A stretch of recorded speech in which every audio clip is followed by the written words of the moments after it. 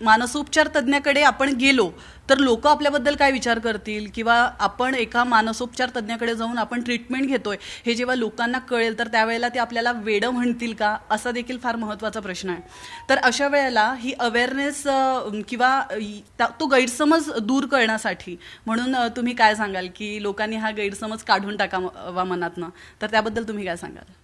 तर जसं आपण आहे की women is different from man, हे आहे, हे युनिव्हर्सल आहे.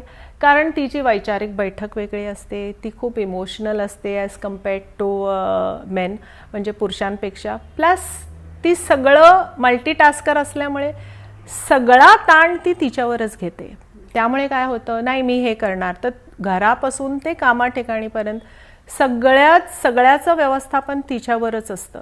तर निश्चितच आपण इतक्या गोष्टी एकाच वेळेला करायला जातो तर प्रत्येक गोष्टीचा ताण वाढतो. आपली क्षमता किती आहे, कितपत मी करू शकते, ह्याची जाणीव कधी कधी आपल्याला नसते, किंवा असली तरी आपण नाही म्हणू शकत नाही.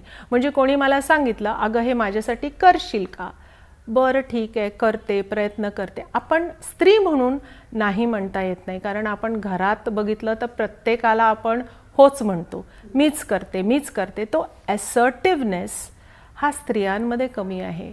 म्हणजे ते सांगत नाही की मला हे जमणार नाही, माझ्याकडून अपेक्षा करू नका, मलाही माझं मानसिक स्वास्थ्य बघायचं आहे, का मी थकलेली आहे. पण ती जरी थकलेली असेल तरीही ती उठून सगळं करणार आणि मग शेवटी झोपणार. तर ह्या अवस्थेमुळे स्त्रियांमध्ये मानसिक आजारांची क्षमता पुरुषांपेक्षा निश्चित जास्त आहे.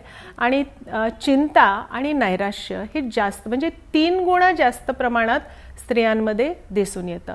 व्यसन एवढं स्त्रियांमध्ये नाही आहे, पण आजच्या युगात तेही वाढत चाललं.